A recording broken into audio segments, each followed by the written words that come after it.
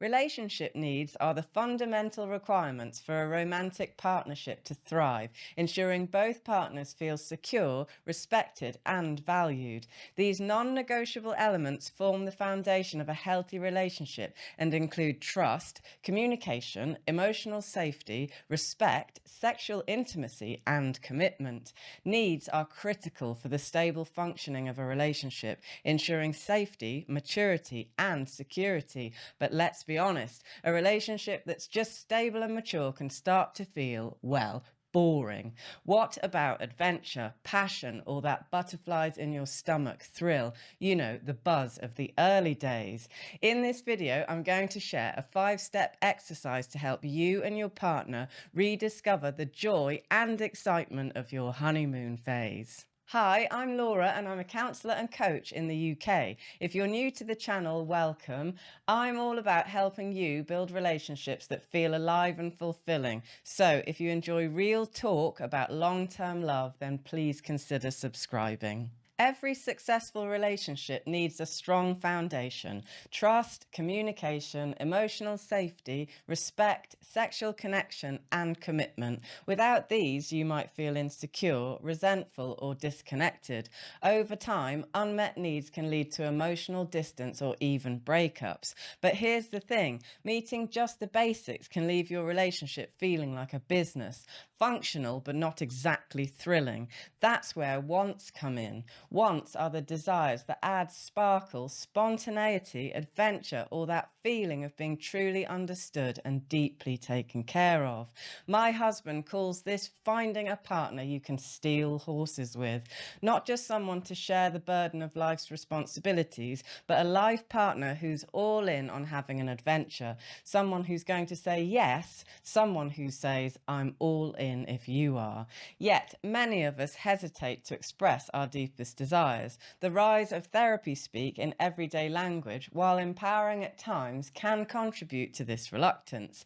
Overusing clinical terms may lead some of us to pathologize normal human behaviors and desires. Questions like, am I relying on my partner or am I codependent? Or, are my desires normal or do I have an attachment issue? Can create self-doubt. While introspection and growth are valuable, excessive self-analysis can paralyze couples, making them fear being too needy or too controlling. This often stifles open communication, potentially creating distance and detachment. But what if we could occasionally set aside worries about what we're allowed to think, say, or feel? What if we could speak from the heart, expressing what we crave and what would make our hearts sing beyond just what we need to function? Radical, I know. So before we jump into the exercise, ask yourself these quick questions to gauge where your relationship currently stands. Do I truly love my partner? Do I want the best for them? Do I want them to experience joy and fulfillment alongside me? Am I willing to intentionally become a major source of joy in their life? If your answers are yes, even if they're more academic and less passionate than they used to be, and even if you feel some apprehension, you're ready to introduce some more wants. If the answers are no, then it might be that some core needs are not being met. So please continue with the exercise, but swap the wants for needs for now. This exercise is about bringing back the passion you felt during those early days. Yes, the ones where there were plenty of jobs and plenty of flowers. It's very similar to the relationship contract idea, but much less formal and hopefully a lot more fun. So here's my 5-step exercise to nurture both your relationship needs and wants. Step 1, writing. Each of you should take time alone to reflect on what matters most to you in the relationship. Consider what you miss from the early days, what you'd like more or less of, or what would deepen your connection. Write a concise list of specific, reasonable, and achievable items based on your current circumstances. It doesn't matter at all what these things are, so don't overthink it, just shoot from the hip. For example, I'd like you to plan a surprise for me once a month. I'd like weekly jobs. I'd like a full body massage every couple of weeks. I'd like you to buy me flowers and handwritten cards. I'd like to have sex somewhere other than the bedroom. Don't overthink it, just write what feels true and what would add more satisfaction to your life. If your relationship is a little strained, start with needs, but if you're in a good place, dream big with wants. Step 2, sharing. Set aside uninterrupted time to share your lists. Take turns reading each item aloud and explaining the why behind it. For example, instead of simply stating, I'd like regular jobs, expand on its significance, because it would mean so much to me to feel desired and cared for in an intimate way, to be able to relax fully and connect with you without any pressure to perform.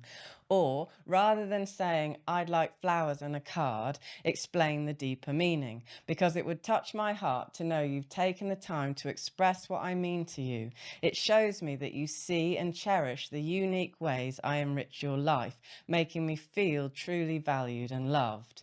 Both examples convey the same core desire for connection and appreciation, but articulating the why fosters greater understanding and intimacy between you. The listener's job is simple: listen without judgment, ask clarifying questions if needed, but save feedback for the next step. Step 3, discussion. Now discuss each item on the list, and for each, ask, how do you feel about this request? Does it feel doable? Are you willing to commit to it? If something feels unrealistic, then compromise. For example, if one of you wants to try out a particular sexual fantasy, but the other finds it too challenging, come up with something you'd both enjoy and feel comfortable with. Treat these as a one-week trial, not a lifelong contract. This keeps it low pressure and fun. Step 4, commitment. Once you've agreed on the lists, commit to trying them out for a week. Write or type the final lists, sign them for fun, and put them somewhere visible like your desk or makeup table. This visual reminder keeps you both accountable and shows you're serious about making each other happy. Meeting these wants might not come naturally, so a visual cue will reinforce your intentions. Step 5, check-ins. Schedule a quick weekly check-in to review how it's going. Celebrate small wins like, thanks for planning that date night. It meant a lot to me to be able to spend time with you away from all our responsibilities. Adjust the lists as needed. This isn't about scorekeeping or guilt tripping. It's about leaning into each other's desires with curiosity, effort, and love. The focus for each of you should be about what you're giving, not what you're receiving. This exercise is about intentionality and generosity. By writing, sharing, discussing, and committing to each other's wants, you're creating space for playfulness, passion, and growth. It's not about perfection, it's about showing up and saying, I'm in this with you. If you're nowhere near the jobs and flowers, start with affection and attention and build up from there. But whatever you do, don't let your relationship settle into a comfortable routine that kills the passion you want shared. Relationships are more than just meeting basic needs like trust, communication, and respect. They're also about adventure, joy, and the exhilarating feeling of being truly alive together. Think back to the early days, the fun, the abundant sex, the late night talks, the thrill of just being near each other. That honeymoon phase wasn't just a fleeting high, it was a glimpse of what's possible when two people pour their hearts into each other. It's normal to lose that passion. It happens to pretty much every couple on earth. But here's the thing, you can choose to bring it back, not by waiting for it to happen, but by choosing to show up every day with intention and courage. Effort isn't just about checking boxes or meeting obligation with minimal effort. It's about saying, I see you, I love you, and I'm all in for us. It's about daring to voice your deepest desires, whether it's more spontaneity, a night in a hotel of uninterrupted sex, or even something as simple as a handwritten note that says, I absolutely fucking adore you. It's about listening to your partner's deepest desires desires with genuine interest and committing to do your best to meet them.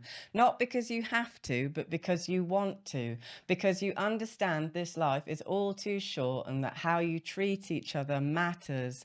Your relationship can either feel like a list of chores and obligations, or it can feel like a wild, beautiful ride. What distinguishes these types of relationships is the degree to which each partner is willing to say, "We're in this together, so tell me what you want and I'll do my best to give it." It's simple, but it's not easy. Sometimes it's messy. You might have to face your fears, heal old wounds, or step out of your comfort zone. But every moment you spend planning a surprise, writing a card, fulfilling a sexual fantasy, or booking a front row ticket at a show is an investment in your most important relationship and the most important person in your life.